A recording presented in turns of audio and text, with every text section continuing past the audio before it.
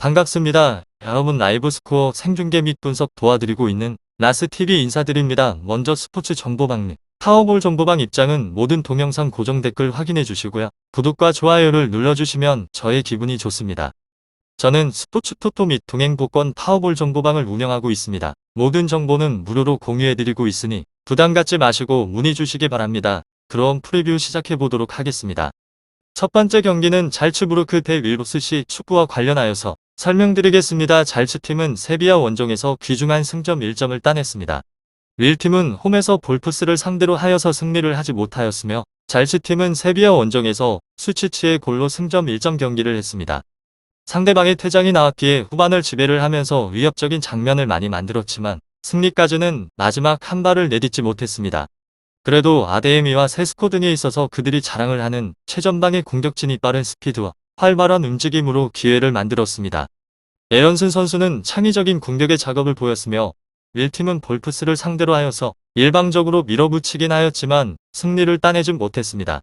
그렇지만 감독의 교체와 동료 간의 다툼 등으로 인해서 어수선하였던 시즌의 초반을 지나서 서서히 경기력을 끌어올리고 있으며 리그에서도 2연승을 기록을 하였는데 오나나 안드레 선수가 중원에서 영향력을 보이고 있고 데이빗 선수가 확실하게 마무리를 할 수 있는 것 또한 보이고 있습니다. 윌팀이 수비적으로 경기에 임하긴 하겠지만 잘츠팀은 홈에서 전 세계의 어느 팀보다도 공격적으로 경기에 임하는 곳입니다. 잘츠부르크 윌로스시의 난타전의 가능성도 있으며 승리는 잘츠가 가져갈 것 같으며 윌도 경기력이 올라온 것은 맞기는 하지만 원조에서는 잘츠의 공세를 이겨내기는 쉽지 않습니다. 베테랑의 공격 자원인 일마저도 다소 부상을 안고 난 다음에 경기를 뛰는 상태라 데이빗과 이코네 선수의 공격의 부담은 크기 마련입니다. 카마라의 수비적인 지원에 속에서 에런슨과 수치치가 이성과 최전방을 오고 가면서 기회를 만들 수 있고 아데에미가 해결을 할 수 있습니다. 오카포도 후반전에 교체로 들어와서 경기에 대한 흐름은 바꿀 수 있을 것 같습니다. 다음으로 2021-2022 UCL 예선을 치르게 됩니다. 잘츠부르크 팀은 예선의 무대에서 다시 올랐으며 지난번의 시즌에서 나쁘지 않은 경쟁력을 보여주기도 하였습니다.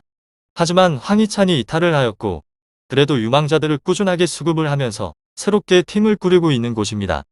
이번에도 마찬가지로 재능에 있어서는 우위를 가져갈 수 있다는 의견이 많이 있으며 지난번의 경기에서는 다소 불안하긴 하였지만 경기력은 좋았습니다. 상대방을 괴롭힐 수 있는 것은 충분하게 가지고 있을 릴팀은 최근의 흐름이 좋았습니다. 전체적으로 안정적인 시즌을 보냈다가 가끔 무너지기도 하였지만 그래도 흐름이 좋다는 점은 부정을 할 수 없는 사실입니다. 잘츠부르크 윌로스시 축구에 있어서 처음의 경기에서 팽팽한 모습을 보였으며 그래도 랭스를 잡아내면서 흐름은 찾아갔습니다. 이번에도 마찬가지로 흐름의 우위는 확실한 곳으로 시즌의 출발도 좋습니다. 특유의 단단함도 있고 최근의 승리도 단단함으로 만들어냈다 지지 않는 상황을 연출을 하고 있는 중입니다. 다음으로 세비야 원정 이후에 리그에서 3연승을 달리고 있는데 피조의 흐름을 이어오고 있는 잘츠부르크의 이번의 경기 초점은 공격에 맞춰질 것이라는 점입니다. 공수의 전반전에서 뛰어난 밸런스를 보여주고 있다는 점도 자신감을 끌어올릴 수 있는 요소가 될 것입니다. 최근에 리그에서 연승을 달리면서 안정감을 서서히 찾아가고 있는 릴의 흐름도 주목을 해볼 만한 승부로 다만 수비의 라인에서 실점이 계속해서 이어지는 부분은 이번 경기에서는 변수로 작용을 할 소지가 있습니다. 전력적인 면에서 두 팀의 차이는 그렇게 크지 않다고 하였으며 다만 집중력인 부분에 있어서는 릴에 비해서 홈팀인 잘츠부르크가 좀 더 나아 보이는 측면은 엿보입니다. 최근까지의 흐름을 보게 되면 잘츠부르크의 우위에 맞춰서 볼만한 경기입니다. 릴은 과감한 전략보다 신중하게 틈을 노리는 방향을 택할 것입니다. 잘츠부르크가 우위를 점할 가능성은 당연히 있는데 압도적인 모습까지 기대를 하기는 쉽지 않은 승부입니다. 잘츠부르크 윌로스시에 있어서 RB팀은 리그에서 1위를 자리를 하고 있으며 승무승승승의 기록을 가지고 있습니다. 직전에 자국 리그에서 볼프스베르거를 2대0으로 꺾고 난 다음에 공식전 11번의 경기에서 10승 1무의 가공을 할 만한 성적을 올려버리기도 하였습니다. 전력적인 열세는 분명하긴 하지만 일방적으로 무너질 경기는 아니라는 점입니다. 이곳은 공격의 성과가 잘 나는 중으로 주전의 공격수 오카토르 선수가 가공을 할 만한 득점 감각을 뽐내고 있는 중이기도 합니다. 마지막으로 릴 오스시는 조에서 3위로 해무패 승승의 기록을 가지고 있습니다.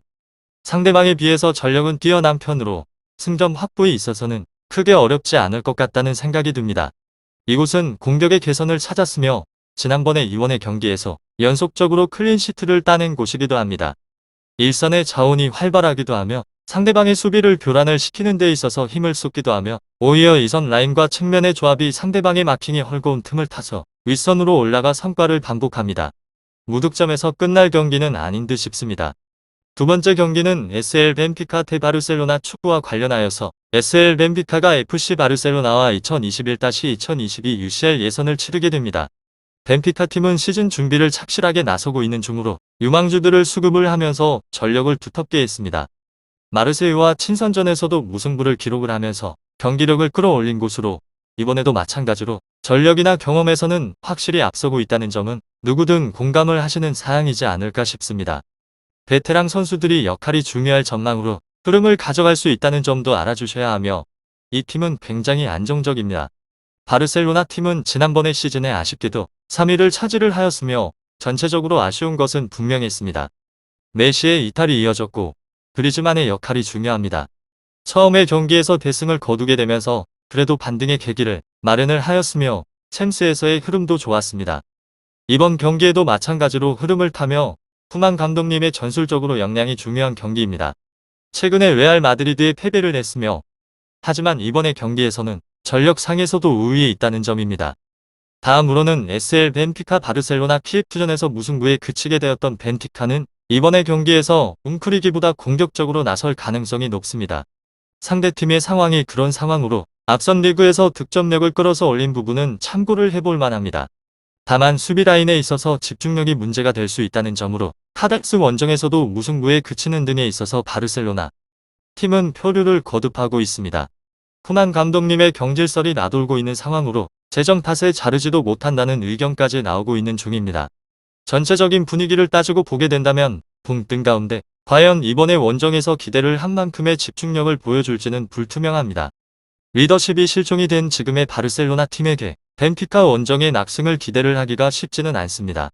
벤피카에겐 이번의 승부가 큰 기회라는 점에서 공격적인 운영에 초점을 맞추려 할 것 같으며 생각과는 다른 결과가 나올 수도 있다는 점은 꼭 인지를 해주셔야 합니다.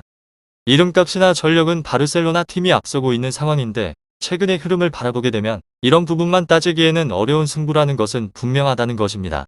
이회성에 초점을 맞추고 난 다음에 접근을 해볼 만한 경기로 선택은 여러분들의 몫입니다. 잘 알아보신 후 결정하시길 바랍니다.